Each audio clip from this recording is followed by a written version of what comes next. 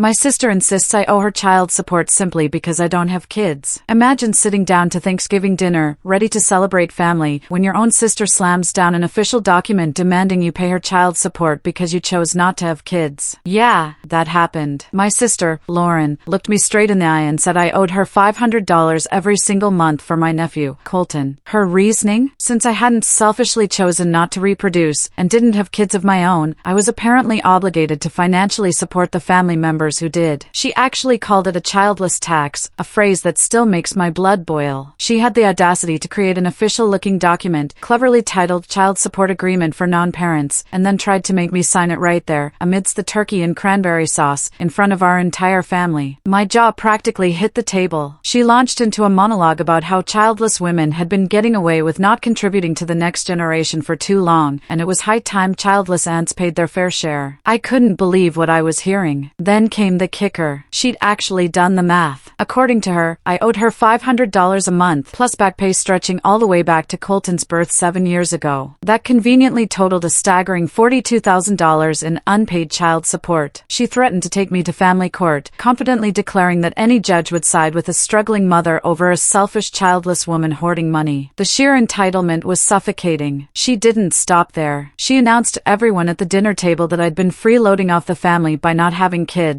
yet still expected to enjoy access to Colton without contributing to his upbringing. Her logic was twisted. Childless people who wanted relationships with nieces and nephews should pay child support, just like divorced parents did. My head was spinning. I actually laughed. A nervous, disbelieving laugh. "Lauren," I said, "that's not how child support works." Her face hardened. She accused me of discriminating against parents and exhibiting the entitlement childless people showed when they refused to support the children in their lives. She even claimed Colton was basically my part-time child because I saw him regularly and took him places. Therefore, I owed partial financial support for his existence. Then, in a moment of pure absurdity, she compared herself to a surrogate, claiming she'd had a child for me, since I couldn't or wouldn't have my own. And surrogates get paid, right? So she should too. It was beyond outrageous. The final dagger? She threatened to ban me from ever seeing Colton again if I didn't start paying her monthly child support immediately. My mind raced. I knew for a fact she'd spend a whopping $8,000 on cosmetic procedures that year, yet here she was, claiming she couldn't afford Colton's school supplies without my financial assistance. She ranted about how expensive raising kids was, and how childless people like me needed to understand that our privilege of having disposable income came with responsibilities to family children. Later, she even sent me physical invoices for half of Colton's expenses, his haircuts, clothes, even his snacks, labeling them as my portion of shared custody costs. The audacity was astounding, but the absolute lowest blow was when she started telling Colton that I was his financial aunt who was supposed to pay for things, but was being stingy with money that rightfully belonged to him. That's when something inside me snapped. My initial shock and disbelief curdled into a cold, hard resolve. I decided, right then and there, that Lauren needed a very painful lesson in what paying support actually meant. I started by channeling my anger into action. For every hour I'd ever babysat Colton over the past 7 years, I created an invoice, calculating it at the going rate of $20 per hour. The total? A neat $30,000. For unpaid childcare services that she had been freeloading off of, all while claiming I didn't contribute. I typed up my own official-looking document, dramatically titled Child Care Services Past Due, and sent it straight to her, demanding immediate payment for the labor she'd been stealing. Naturally, Lauren balked. "Family doesn't charge for babysitting," she shrieked. My response was ice cold. "And family doesn't charge child support either, Lauren. But here we are, with your new rules." I wasn't done. I started demanding she pay me support for everything I'd given up to be available for Colton. I meticulously billed her for missed career opportunities when I'd taken time off, lost income from leaving work early for his school events, and even emotional labor compensation for dealing with his tantrums. I created intricate spreadsheets, clearly showing she owed me $500 monthly in lifestyle support for the sacrifices I'd made to be an involved aunt. I made sure our family heard the truth. Lauren had been exploiting my free labor for years, contributing absolutely nothing to my life in return. And then, for Christmas, I gave Lauren a special present, another invoice. This one detailed 7 years' worth of gifts I'd bought Colton. I explained, with a calm smile that masked my fury, that if she wanted child support, then she needed to reimburse me for all the voluntary contributions I'd already made. Every single birthday present, Christmas gift, random toy, and ice cream cone, all meticulously listed, with interest calculated at credit card rates. The grand total? A cool $15,000. I looked her dead in the eye and told her she couldn't have it both ways, demanding future support while keeping past contributions. But the real, sweet justice? That came when I started telling everyone. I explained to our parents, our relatives, and even her closest friends that Lauren was essentially charging me to see my nephew, treating him like a rental child. I laid out how she created a twisted pay-to-play system where family members had to fork over monthly fees just to have a relationship with Colton. The reactions were priceless. People were genuinely horrified. The idea that she was essentially selling access to her own child, treating him like a subscription service, was universally condemned. The whispers turned to outright shock. Then, Darren, Lauren's husband, found out. He was absolutely mortified that she was trying to extort money from me, using their own son as leverage. The next family gathering was memorable. I watched him grab Lauren's arm right there in my parents' kitchen, his face a furious, beet red, a vein throbbing visibly in his forehead. He practically dragged her into the hallway, thinking no one could hear. Lauren tried to yank away, but he held her tight, whispering something so sharp, so venomous, that her eyes went wide with shock. The air in the room was thick with tension. Everyone suddenly found their phones incredibly fascinating or started talking loudly about the weather. I, meanwhile, pretended to help Mom clear dessert plates, my ears straining. Through the doorway, I could just make out Lauren, waving her hands frantically, trying to explain herself. But Darren just kept shaking his head, his finger pointed towards the front door. She fired something back, and he closed his eyes, almost visibly counting to 10. Then he spoke again, and this time, Lauren's face went utterly, chillingly pale. They reappeared in the dining room. Lauren wouldn't meet anyone's gaze. Darren, his voice tight, told my parents they needed to leave immediately. Something came up. Mom, her face etched with worry, asked if everything was all right. Darren ignored her, practically shoved Lauren's coat into her hands, and ushered her out the door. She didn't even say a proper goodbye to Colton. The silence they left behind was deafening. At 8 a.m. the next morning, my phone buzzed. It was Darren. His voice was rough, raw, like he hadn't slept, maybe even cried. He was profusely apologetic, swearing he had no idea Lauren had been planning this insane child support scheme. He confessed he'd stayed up until 4 a.m., combing through every single bank statement and credit card bill after Thanksgiving dinner. That's when he found it $8,000 in charges from that fancy cosmetic place downtown, the one Lauren always stared at. Lauren had told him those charges were for Colton's school expenses, for new winter clothes. But now, the truth was laid bare. She'd been lying to his face for months. His voice cracked as he asked if I could send him copies of all those invoices I'd made. He needed to see exactly what Lauren had been doing behind his back. My heart ached for him. I promised to email everything within the hour. He thanked me at least 5 times, the shame evident in his voice, before hanging up. By the way, if you're still with me after all that, make sure to hit that subscribe button. More unbelievable stories are coming. 2 days later, I met Darren at a coffee shop near his office during his lunch break. He looked absolutely exhausted, dark circles under his eyes, his shirt rumpled. He was a shadow of the man I knew. I brought my laptop and pulled up all my meticulously crafted spreadsheets, 7 years of babysitting at $20 an hour, every single birthday present and Christmas gift with accompanying receipts, all the times I'd left work early to pick up Colton from school, and a complete timeline of Lauren's escalating demands, starting from that first chilling text message 3 months prior. Darren's hands visibly shook as he scrolled through the numbers. Over $30,000 in free childcare and gifts I'd given them. He zoomed in on the dates, comparing Lauren's cosmetic procedures to the exact time she'd texted me, claiming they couldn't afford Colton's field trip fees or new shoes. A wave of gut-wrenching realization washed over him. He confessed he'd been picking up extra weekend shifts at the hospital for the past year because Lauren kept saying they were barely making ends meet. Now, he understood. All that extra money he'd earned, all his sacrifices, had gone straight into Lauren's face, not Colton's needs, not their savings. He buried his head in his hands, a raw sound escaping him. I feel like such an idiot, he choked out, for not seeing what was happening right under my nose. Just 3 days after Thanksgiving, as I was making dinner in my apartment, a furious pounding rattled my door, making my neighbor's dog erupt in barks. I peeked through the peephole. Lauren. Her arms were crossed, her face a mask of furious, splotchy red. I opened the door, and she shoved past me, storming into my living room without an invitation. She immediately launched into a tirade, screaming that I was trying to destroy her marriage by showing Darren private information and turning her own husband against her. I stood my ground, my voice calm despite the storm. Those invoices weren't private, Lauren, I said, looking her directly in the eye. You sent me official-looking documents first. I simply responded with my own official-looking documents, showing what you actually owed me. She shrieked that I was petty and vindictive, that I had no right to go behind her back to Darren. I didn't go behind your back at all, Lauren, I retorted, my voice firm. Darren called me, asking questions. I simply answered honestly, with documentation, just like you did to me at Thanksgiving dinner, in front of the whole family. She got right in my face, her eyes blazing. If my marriage falls apart, she hissed, it will be all your fault for being a selfish witch who couldn't just help out her own sister. I met her gaze unflinchingly. If showing your husband the same invoices you sent me is destroying your marriage, Lauren, I said, each word deliberate, maybe the problem isn't me. Maybe it's the lies you've been telling him for months. Later that afternoon, Mom called, crying so hysterically I could barely make out her words. When she finally calmed down, she explained Lauren had shown up at her house, spinning a wild tale about me trying to steal Colton away by poisoning Darren's mind with lies. Lauren had apparently accused me of being jealous of her perfect family, a bitter, childless woman intent on ruining everyone else's happiness. The sheer audacity of it all was sickening. Mom admitted she hadn't known what to believe at first. Lauren had been so convincing, so genuinely upset. But then, she remembered that insane child support document from Thanksgiving, and suddenly, Lauren's story made no sense. Mom, her voice thick with emotion, said she loved both her daughters, but Lauren's demand for child support was completely out of line, and she simply couldn't support that kind of behavior, no matter what. I calmly explained to Mom that I wasn't trying to take Colton away or break up Lauren's marriage. I was just refusing to pay money I didn't owe, and I showed Darren the truth when he asked for it. I told her plainly, Lauren's marriage problems were her own fault, for lying about money, for trying to extort family members. These were the consequences of Lauren's choices, not mine. Later that week, my phone buzzed again. It was Lauren. Her text was so vile, so brimming with venom, I had to read it twice to believe it. She declared I was banned from seeing Colton until I apologized for destroying her marriage and agreed to pay at least $200 monthly in aunt support as a compromise. She wrote, if I really loved my nephew, I'd be willing to help support him financially instead of being a greedy witch hoarding my money. She called me selfish a dozen times in that single paragraph, ending with, Colton deserved better than an aunt who valued money over family. The hypocrisy was staggering. My response was simple. I took a screenshot of her entire hateful message and forwarded it straight to Darren. No comment needed. Less than 5 minutes later, his reply came back. He wrote that Lauren didn't get to decide who saw Colton by herself, and she definitely couldn't ban me from my nephew's life over refusing to pay her made-up fees. He ended by saying he was planning to bring Colton to visit me that Saturday, no matter what Lauren said. Because I was family, and Colton loved spending time with me. A tiny spark of hope flickered within me. That Saturday morning, Darren arrived with Colton. My sweet nephew ran inside, throwing his arms around me in a familiar, joyful hug. But then he pulled back, those big, beautiful eyes looking up at me, sad and utterly confused. Why does Mommy keep saying you don't want to help take care of me anymore? He asked, his voice small. My stomach dropped. A wave of nausea washed over me. Lauren, my own sister, had been poisoning my nephew's mind, making him believe I was abandoning him. The betrayal stung deeper than anything she'd said to me. I knelt down, bringing myself to his eye level. Colton, I said softly, my voice thick with emotion, I love you more than anything. I will always be your aunt, no matter what. I explained, as gently as I could, that grown-ups don't charge each other money to be family, because that's not how love works. I said Mommy had gotten confused about how family relationships are supposed to work. Sometimes, adults make mistakes and say things that aren't true when they're upset. But none of this was his fault, and absolutely nothing would ever change how much I cared about him. He hugged me again, a little tighter this time, and I felt him relax. Then, a small, hopeful voice, can we go to the park like we used to? I took Colton to the park down the street while Darren stayed at my apartment to make some phone calls. As we sat on the swings, pushing back and forth, Colton confided in me. Mommy and Daddy had been fighting a lot lately. He heard them arguing at night after he went to bed, and it scared him. They never used to fight like that. He said Mommy kept calling me selfish and mean, but he didn't understand why, because I'd always been nice to him, took him to fun places, and bought him ice cream. My heart broke for him. I pushed his swing gently, trying to keep my voice steady. I promised him that the grown-ups were working through some problems that had absolutely nothing to do with him, and weren't his responsibility to fix. I told him, no matter what happened between the adults, I would always love him and want to spend time with him, because he was my favorite nephew in the whole wide world. He smiled a little at that, then, with childish innocence, declared I was his favorite aunt, which made us both chuckle. My only aunt, indeed. 2 weeks after that explosive Thanksgiving, my phone rang with an unfamiliar number. It was Haley, Lauren's best friend. Her voice was hesitant, almost apologetic. She really needed to talk about everything that had been happening. We agreed to meet for lunch at a quiet sandwich shop halfway between our apartments. Haley was visibly nervous. She started by admitting she'd heard Lauren's version of events, but after talking to my mom and other family members, she was deeply concerned about Lauren. She confessed that Lauren had been complaining for months about this childless tax idea. Haley had dismissed it as just venting, stress about money. She never, in her wildest dreams, imagined Lauren would actually try to make me sign legal documents and demand real money. Her words resonated with a painful familiarity. After witnessing the fallout from Thanksgiving and seeing Lauren's increasingly erratic behavior, Haley confided she was truly worried. Lauren had, in her friend's opinion, lost touch with what was reasonable behavior and what was completely out of line. Haley leaned forward, her voice dropping. She revealed things about Lauren I never knew. My sister, she said, had been spending hours every single day on social media, obsessively comparing herself to other mothers. Women who seemed to have perfect lives, perfect families, perfect faces. Lauren had started buying expensive clothes, booking cosmetic procedures, desperate to emulate those online illusions. She was spending far